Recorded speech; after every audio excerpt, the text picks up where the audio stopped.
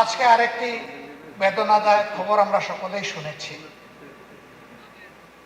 এমন একটি বাংলাদেশের স্বপ্ন আমি বিশ্বাস করতে চাই, তিনবারের প্রধানমন্ত্রী বিএনপি চেয়ারপারসন বেগম খালেদা জিয়ারও ছিল।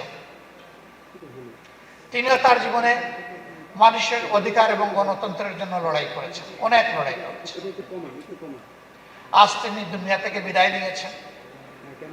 আমরা মহান রবের দরবারে দোয়া করি, আল্লাহ তাআলা তার প্রতি রহম করুন, আল্লাহ তাআলা তাকে ক্ষমা করুন, আল্লাহ তাআলা তাকে জান্নাতের একজন অতিথি বা মেহমান হিসেবে কবুল করুন।